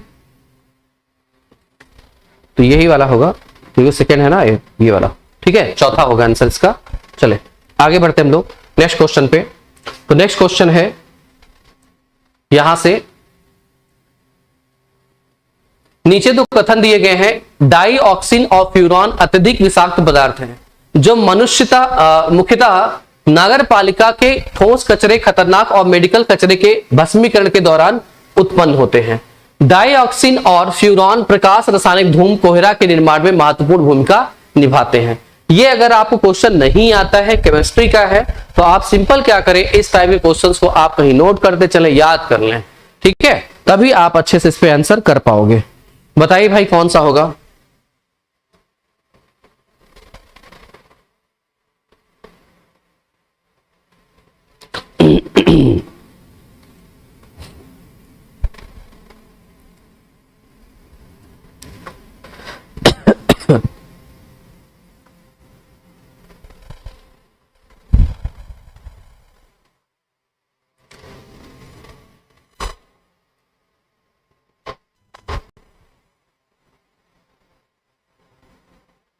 बताइए जल्दी से।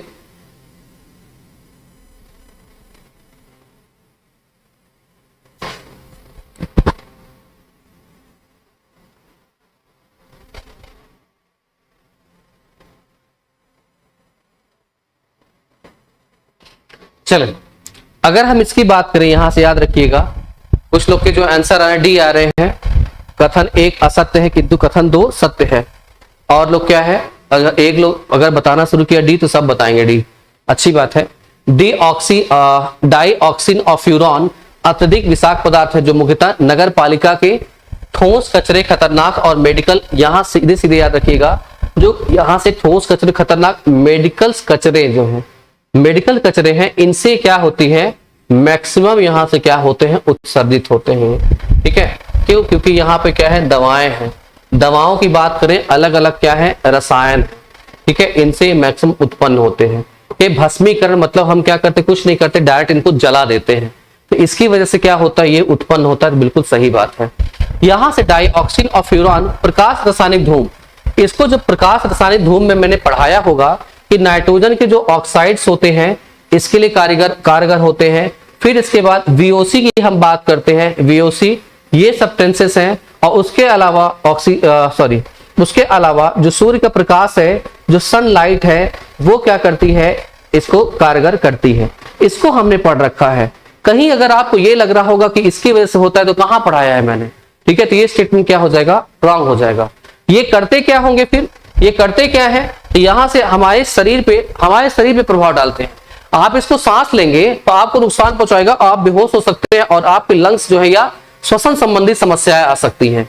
ऐसा ही एग्जाम्पल एक देखने को मिला था आज से लगभग 2 से 3 महीना पहले। एक न्यूज में आया था कि जो आंध्र प्रदेश वाला स्टेट है, आंध्र प्रदेश में एक स्कूल था। इस स्कूल की बात किया जाए तो ये स्कूल क्या है, नदी नहीं, तालाब के किनारे है, और उस तालाब के किनारे ही कूड़ा कचरा फेंका जाता था। और यहीं कहीं दूर क्या है, एक हॉस्पिटल है, 2-3 हॉस्पिटल, इसके कचरे क्या होते यहाँ आते थे। एक दिन क्या किया गया, इसमें आग लगाई गई और हवा इधर चल रही थी, तो यहाँ पे खिड़कियों से इधर क्लासेस चल रही थी। इन क्लासेस में क्या हुआ, धुआं गया और कई क्लास के जो बच्चे बेहोश हो गए। उसमें से कुछ फिर हॉस्पिटलाइज किया गया, उनको ले जा करके, तब जाके उनकी जान को बचाई जा सकी, ठीक है। उसमें से एक गर्ल की मृत्यु हो जाती है, एक लड़की है जो उसकी मृत्यु हो जाती है, ठीक है। यहां से तो आप देख सकते हो कि ये क्या करता है, नुकसान पहुंचाता है इस टाइप से, ठीक। लेकिन यहाँ पे धूम कोयले में कहीं नहीं पढ़ाया मैंने। आगे आइए, नेक्स्ट क्वेश्चन है। नेक्स्ट क्वेश्चन, निम्नलिखित में से कौन से समझौते अभिसमय प्रोटोकॉल सदस्य राष्ट्रों पक्षों पर विधिक रूप से बाध्यकारी हैं? बहुत अच्छा क्वेश्चन है और बहुत इंपॉर्टेंट क्वेश्चन है। इसे जरूर से कहीं ना कहीं आप नोट करके इसको याद कर लीजिएगा, क्योंकि बच्चे कई बार क्वेश्चन पूछते हैं और कई बार एग्जाम में क्वेश्चन में आया हुआ है ये, ठीक है। चले इसको बताइए जल्दी से।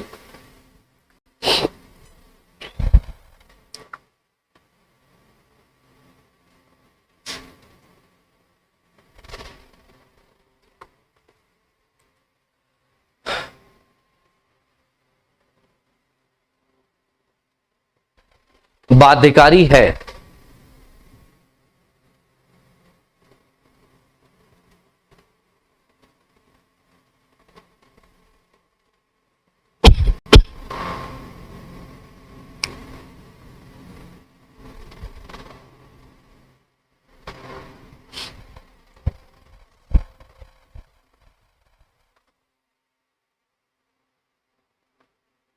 चलिए समझिए यहां से।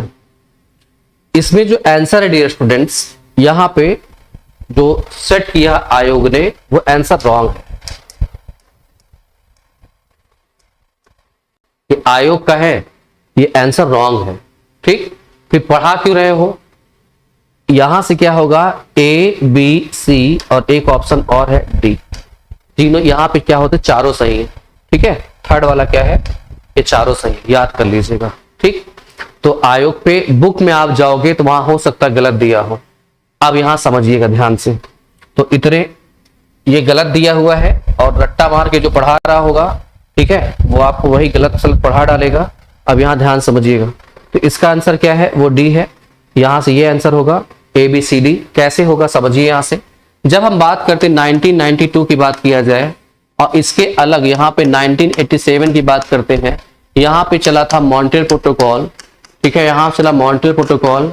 मॉन्ट्रियल प्रोटोकॉल ने कहा कि CFC गैस को आपको क्या करना है, उत्सर्जित नहीं होने देना है।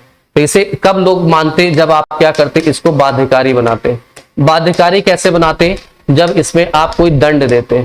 दंड देने का मतलब क्या हुआ, नहीं मानोगे तो हम आपको विज्ञान तकनीकी पैसा नहीं देंगे, तो लोग को झक मार के मानना ही पड़ेगा, ठीक है, या बाइकआउट करेंगे। एक तो ये 1992 में जब रियो सम्मेलन हुआ, यहां से जब रियो सम्मेलन हुआ तो रियो सम्मेलन में इसमें UNFCCC आया, आप सब जानते हो। यहां से फिर UNCCD आया, इसी में आया CBD वाला आया, कंजर्वेशन ऑफ बायोडाइवर्सिटी। कहा गया कि इस बायोडाइवर्सिटी को अगर हम नहीं बचाएंगे, एक तो समुद्री पारिस्थितिकी तंत्र को अगर हम नहीं बचाएंगे और एक अगर जो जमीन है उसकी अगर बायोडाइवर्सिटी नहीं बचाएंगे, तो आने वाले समय में हम क्या करेंगे, अकेले ही क्या करें, पूरी जमीन पे डांस कर रहे होंगे, ठीक है। वाटर में कुछ नहीं होगा, जमीन पे कुछ नहीं होगा, केवल मनुष्य होगा। मनुष्य भी तो एक प्राणी है ना, फिर मनुष्य भी नहीं होगा और पृथ्वी वीरान हो जाएगी। तो इसे क्या किया गया, बाध्यकारी बनाया गया। ठीक है, बाध्यकारी बनाया गया और इसको अचीव करने की बात करी गई कि सीबीडी को अचीव कब करना है, 2010 तक हमें क्या करना है, बनाना है, अचीव करना है। और 2010 को ही हमने क्या किया, जैव विविधता वर्ष कह दिया, यूनाइटेड नेशन ने जैव विविधता वर्ष कहा है।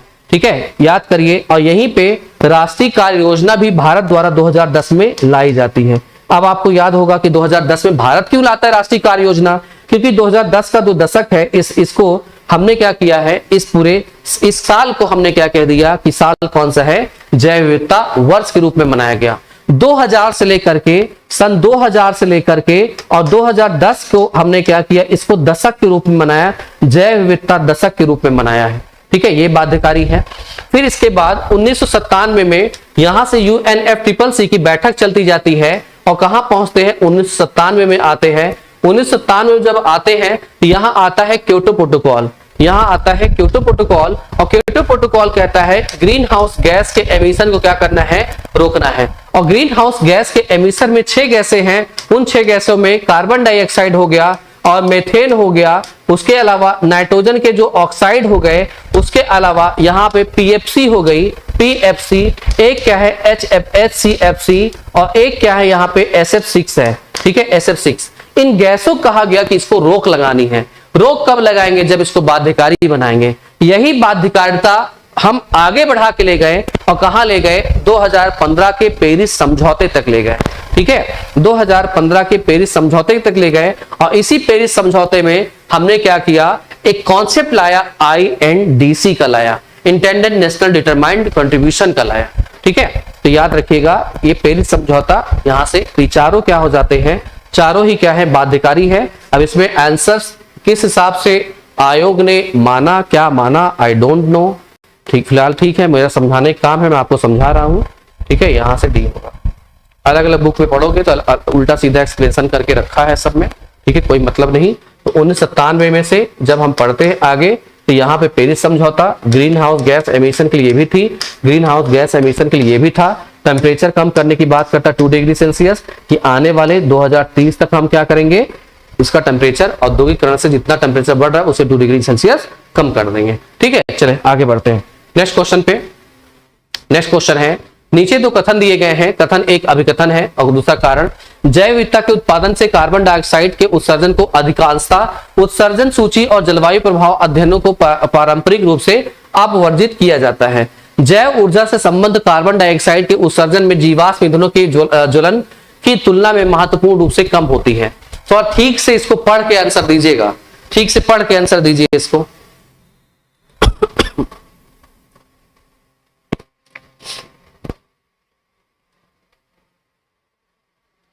जैव ऊर्जा के उत्पादन में कार्बन डाइऑक्साइड के उत्सर्जन को अधिकांशतः उत्सर्जन सूची और जलवायु प्रभाव अध्ययनों को पारस्परिक रूप से अपवर्जित किया गया है।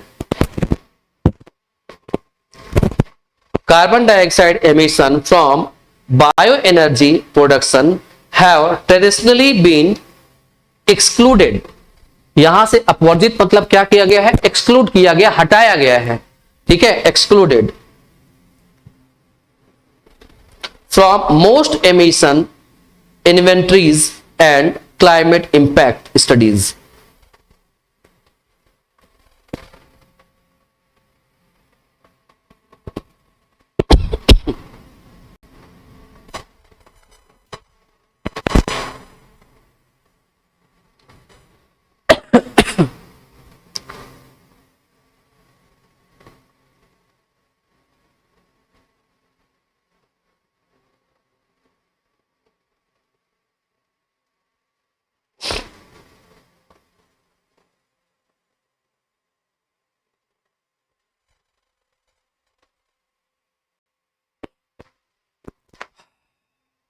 देखते हैं कौन दे रहा है आंसर इसका।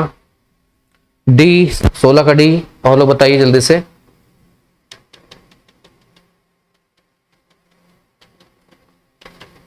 सत्रह का सी। ठीक है, देखते हैं क्या है। सबसे पहले आते हैं बायो एनर्जी। बायो एनर्जी क्या होती है, यहां देखिए जब बात करते हैं यहां से बायो एनर्जी,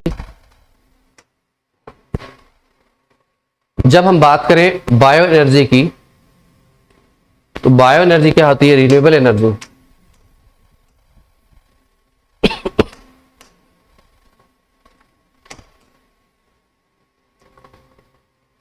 बायो एनर्जी जो खोजी गई नवीकरणीय ऊर्जा का एक स्रोत होता है।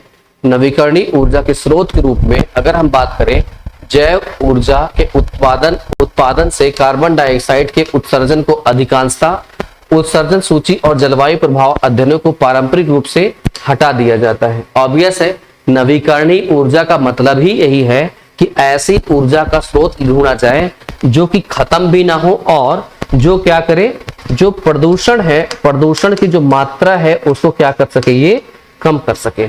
ठीक है, यहां से कम कर सके। तो बायो एनर्जी जो है, जैव ऊर्जा जो है, इसको अगर हम देखें तो ये क्या करता है, कार्बन डाइऑक्साइड की मात्रा क्या करता है, उत्सर्जित कम करता है। कैसे करता है? जब आप देखेंगे तो जो ईंधन है, ईंधन को हम इतनी अच्छी तरीके से जला पाते हैं यहाँ पे साइंटिफिक तरीके से कि उसमें जो राख है, जो धुएं हैं, वो कम से कम निकल पाते हैं। ठीक, ये हुआ। दूसरा अगर हम बात करें इसका रीजन, जैव ऊर्जा से संबंध कार्बन डाइऑक्साइड के उत्सर्जन, जीवाश्म ईंधन। जीवाश्म ईंधन क्या होते हैं? वो होता है कोयला, इन सब की बात करता है, और पेट्रोलियम के ज्वलन की तुलना में महत्वपूर्ण रूप से कम होता है। ऐसा कैसे हो सकता है? आप खुद सोचो, जैव ऊर्जा संबंध कार्बन डाइऑक्साइड के, रुक जाओ एक मिनट, के उत्सर्जन जीवाश्म, मुझे लगा एनर्जी पूछ रहा है, बिल्कुल सही स्टेटमेंट है कि यहां से जैव ऊर्जा जो होगी, जैव ऊर्जा जिसमें मेन कंटेंट क्या होगा, CH4 होगा, ये क्या होगा, इससे एनर्जी जो होगी जैव ऊर्जा से अधिक होगी, जीवाश्म ऊर्जा से। लेकिन कार्बन डाइऑक्साइड की मात्रा इसमें क्या होगी, कम निकलेगी, और इसमें क्या होगी, अधिक होगी। ये भी स्टेटमेंट क्या हो जाता है, सही हो जाता है। ठीक है, अब आते हैं यहां से, अब क्या ये इसका कारण है? जैव ऊर्जा के उत्पादन से कार्बन डाइऑक्साइड के उत्सर्जन को अधिकांशता उत्सर्जन सूची और जलवायु प्रभाव अध्ययनों को पारंपरिक रूप से अपवर्जित किया जाता है। मतलब जब हम ऐसी ऊर्जाओं को यूज करते हैं तो उसमें कार्बन डाइऑक्साइड अधिक मात्रा में नहीं निकलती, क्योंकि उसका कारण ये है क्योंकि भाई इसमें कार्बन डाइऑक्साइड कम निकलती है, इसमें कार्बन डाइऑक्साइड ज्यादा निकलती है। दोनों स्टेटमेंट अपने आप में सही हैं, अब ध्यान देखना, लेकिन ऊपर वाले का कारण वो है कि इसमें कार्बन डाइऑक्साइड कम निकलती है। तो जब हम अलग अलग चीजों का कंपेयर करेंगे तो वहां कंपैरिजन किसी और के लिए ले रहा है, कार्बन डाइऑक्साइड कम उत्सर्जन, लेकिन ये इसका ही एक्सप्लेनेशन हो, जरूरी नहीं है।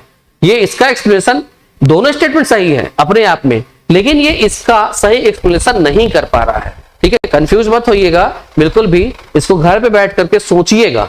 ठीक है, तो ये इसका एक्सप्लेनेशन नहीं कर पा रहा है। ठीक, यहां से स्टेटमेंट क्या हो जाएगा, यहां सेकंड वाला AR दोनों सही होगा और AR की सही व्याख्या नहीं करता है। यहीं पे कथन वाला होता, ये अगर अभिकथन को हटा दे, यहां तर्क को हटा दे और यहां से स्टेटमेंट फर्स्ट बोल देते, स्टेटमेंट सेकंड, इसमें से कौन सा सही होगा, तब हम A और R फर्स्ट और सेकंड दोनों को हम सही बताते हैं। ठीक है, चलिए आगे बढ़ते हैं नेक्स्ट क्वेश्चन की तरफ। नेक्स्ट क्वेश्चन है, पवन ऊर्जा पवन के वेग के प्रति अत्यधिक संवेदनशील है क्योंकि पवन शक्ति निम्नलिखित में से किस एक के प्रत्यक्ष अनुपात में होता है? पवन वेग के वर्ग, पवन वेग के वर्गमूल, पवन वेग के घन।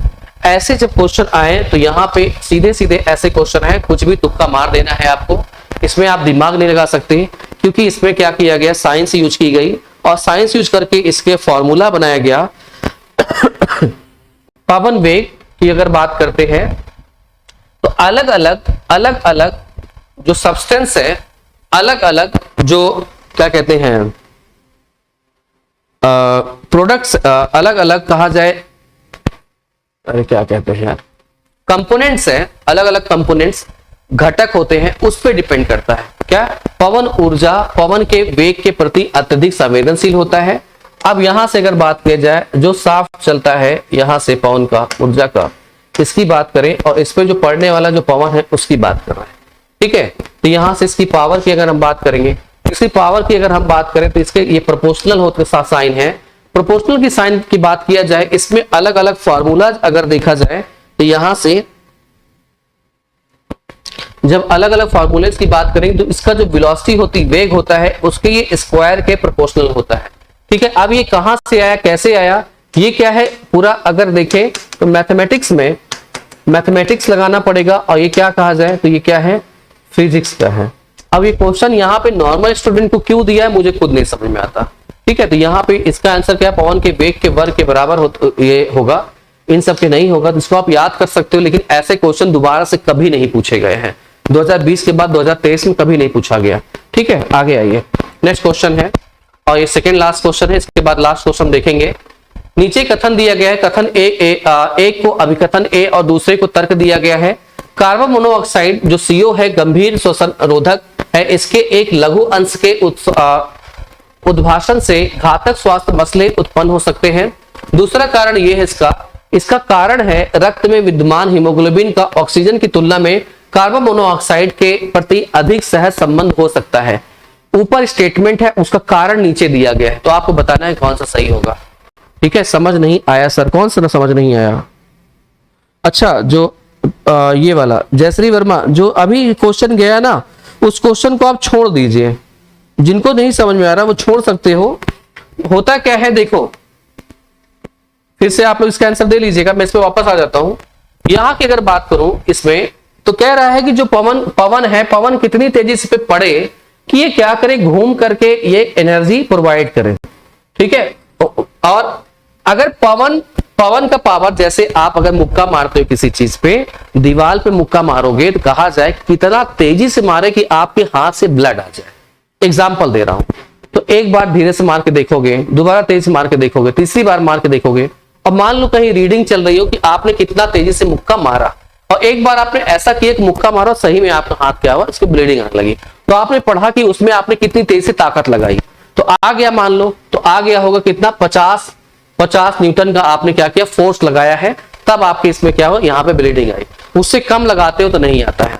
तो यहाँ पे पावर की बात करता है कि अगर ये इस पे इंपैक्ट डालेगा तो कितनी एनर्जी पैदा होगी।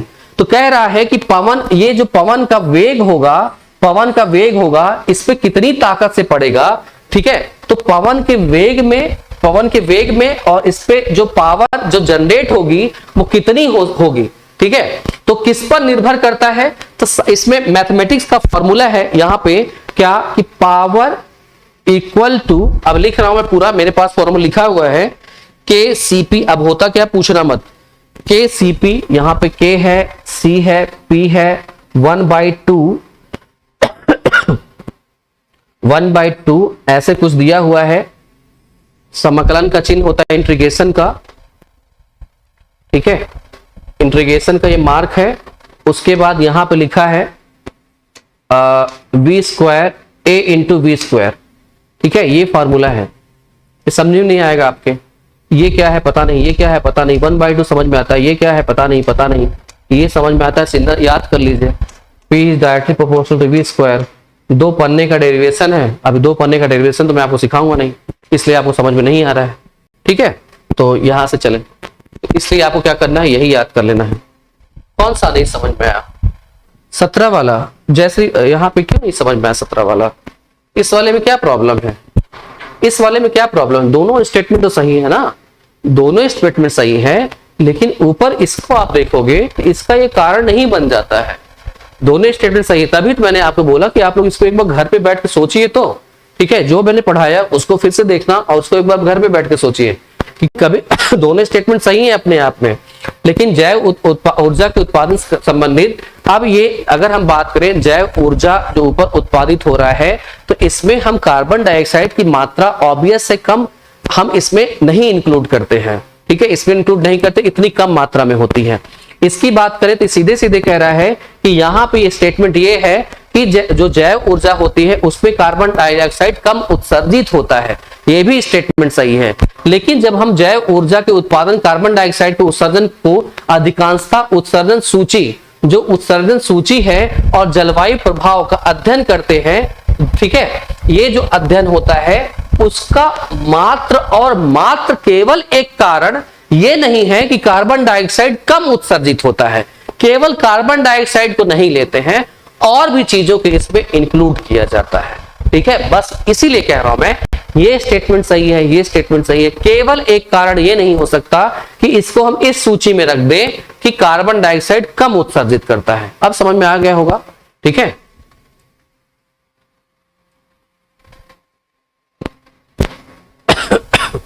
ये हो गया, हम लोग देख लिए। ठीक है, इस वाले की बात किया जाए तो ये दोनों स्टेटमेंट क्या हो जाते हैं, दोनों स्टेटमेंट सही हैं, तो ये क्या होगा ये।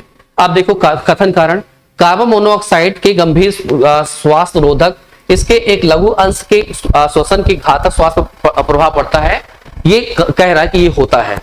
कारण क्या है, सही बात है, जब कार्बन मोनोऑक्साइड को जब हम क्या करेंगे, हीमोग्लोबिन के साथ मिलाएंगे तो ऑक्सीजन से तेज प्रतिक्रिया करता है और हमारे शरीर के अंदर अगर पहुंचेगा तो यह जहरीला होगा और हम मर जाएंगे। ठीक, रक्त में विद्यमान हीमोग्लोबिन का ऑक्सीजन की तुलना में कार्बन मोनोऑक्साइड के प्रति अधिक सहसंबंध होता है। बिल्कुल सही बात है। इसका ये स्टेटमेंट का कारण है क्या, हाँ बिल्कुल सही, उसका कारण बनता है। ये क्या हो जाएगा, पत्थर, ये होगा सही। अब आते हैं नेक्स्ट क्वेश्चन पे, जो कि आज का लास्ट क्वेश्चन है।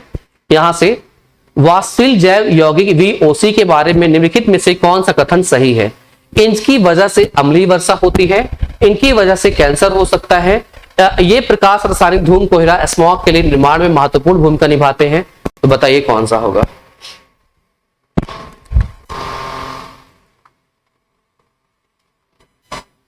एक क्लास आपकी और बचेगी 2020 के पेपर के लिए, ठीक है, 2020 के पेपर के लिए और बचेगी।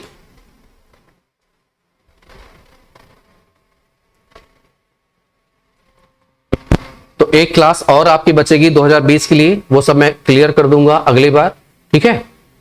कल जब मैं मिलूंगा तो वो भी आपका हो जाए 2020 तक पेपर खत्म। 2021 में कोरोना था तो उसका पेपर 2022 में होगा, 2022 वाला पेपर सॉल्व करवा दूंगा। उसका जो पेपर और भी होगा 2023 वाला जून वाला पेपर, वो भी हम लोग सॉल्व करवा देंगे। तो आपका पूरा मेरी तरफ से आपका क्या हो जाएगा, पूरा फिनिश हो जाएगा, ठीक है। जो लोग इसको बाद में देख रहे हैं डियर स्टूडेंट्स, यहीं पे अगर आप देखोगे मैराथन क्लास जो चलती है वो 5 बजे से चलती है, हर सैटरडे को, शनिवार को चलती है, ठीक है। आप उसको देख सकते हो 5 बजे से, ठीक है। फिर इसके बाद डेली यहाँ पे 9 AM पे मेरी क्लास चल रही है, जिसमें 2014 से लेकर के 2023 तक के पूरे पेपर सॉल्व करवाए जा रहे हैं। इसके अलावा अदर सब्जेक्ट के भी क्वेश्चन यहाँ पे सॉल्व करवाए गए हैं और जाएंगे, ठीक है। और अगर डिटेल से पढ़ना है 10 यूनिट तक, तो आप क्या कर सकते हो, यहाँ से 999 रुपीज का सब्सक्रिप्शन ले सकते हो। जिनको केवल इन्वायरमेंट क्वेश्चन मुझसे अगर आपको क्वेश्चन पूछने हैं, तो एक यहाँ से ई अड्डा ADDA विद सूर्यांक करके SURYANK ई अड्डा विद सूर्यांक है। आप टेलीग्राम पे सर्च कर लीजिए और ब्रैकेट में लिखा होगा नेट JRF लिखा होगा, ये टेलीग्राम का ग्रुप है। आप इसको ऐड करके यहाँ से मुझसे आप इन्वायरमेंट के क्वेश्चन आप मुझसे पूछ सकते हो, कभी भी आप पूछ सकते हैं मुझसे क्वेश्चन, ठीक है। ई अड्डा भी सूर्यांक पे आप चाहें तो आप इसे देख करके ऐड कर लीजिएगा, ठीक है। चलिए, तो इसका आंसर आप देने की कोशिश करिए। ये लास्ट है क्वेश्चन आज आपका। यहां से अगर हम बात करते हैं, इसकी वजह से अम्लीय वर्षा होती है। क्या मैंने कभी बताया है क्या अम्लीय वर्षा में यहाँ से VOC जो होता है ये पार्टिसिपेट करता है। अब कुछ लोगों ने आंसर इसको भी दिया ही होगा, दूसरे का बी है second and third, okay good, बहुत लोग का बी आंसर आ रहा है, चलो अच्छी बात है। देखें तो VOC ये मैंने कभी बताया है क्या, ये मैंने कभी नहीं बताया। यहाँ से नाइट्रोजन के ऑक्साइड और सल्फर के ऑक्साइड इसके लिए उत्तरदायी होते हैं। तो पहला स्टेटमेंट तो सीधे सीधे रॉन्ग हो जाता है, पहला स्टेटमेंट रॉन्ग हो जाएगा, पहला स्टेटमेंट रॉन्ग हो जाएगा, पहला स्टेटमेंट रॉन्ग हो जाएगा। यहाँ पे क्या होगा, जो भी पढ़ा होगा उस कॉन्सेप्ट को अगर आप लगाओगे तो डेफिनेटली आपके आंसर क्या हो जाएंगे, राइट हो जाएंगे, ठीक है। यहाँ समझ में आ गया। इनकी वजह से कैंसर हो सकता है, बिल्कुल सही बात है। अब लेते जाएंगे, अगर हम सांस लेते जाएंगे तो हमारे लंग्स में ऑब्वियसली जमेंगे। एग्जाम्पल आप देख सकते हो, जैसे आप घर में किचन में खाना बना रहे हो और उसमें अगर ठीक से एग्जॉस्ट नहीं लगा है, तो आप कुछ दिन बाद जब किचन की सफाई कर रहे होंगे तो उसमें जो डिब्बा रखे होंगे उसको आप साफ करने की कोशिश करें, वो थोड़ा चिपचिपे हो जाते हैं, उस पे ऑयल की लेयर धीरे धीरे करके बन जाती है, ठीक है, वो आप देखते होंगे।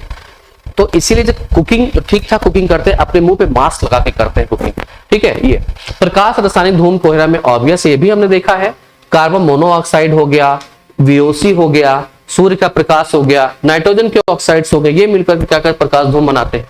स्टेटमेंट क्या हो जाएगा, सेकेंड और थर्ड ट्रू हो जाएगा, ठीक। तो आई होप आप सबने आज की जो क्लास होगी वो एंजॉय करी होगी। तो आज की जो क्लास है थोड़ा सा लेट चली क्योंकि टेक्निकली प्रॉब्लम थी, उसके लिए सॉरी संस्था की तरफ से। और जो लोग इस क्लास को बाद में देख रहे होंगे तो आप लोग प्लीज इस पे अपने कमेंट्स कर सकते हो, जो भी आपके सुझाव है दे सकते हैं आप। तो मेरी ओर से आप सबको bye and have a good day, और पढ़ते रहिए, अपने एग्जाम की प्रिपरेशन करते रहिए। कोई भी अगर क्वेश्चन हो, क्वेरीज हो, तो आप कमेंट बॉक्स में कर सकते हो, या मुझसे पर्सनली अगर क्वेश्चन पूछना है तो आप इस पर मुझसे पर्सनली क्वेश्चन टाइप करके आप मुझसे पूछ सकते हो। Okay, thank you, bye, have a good day.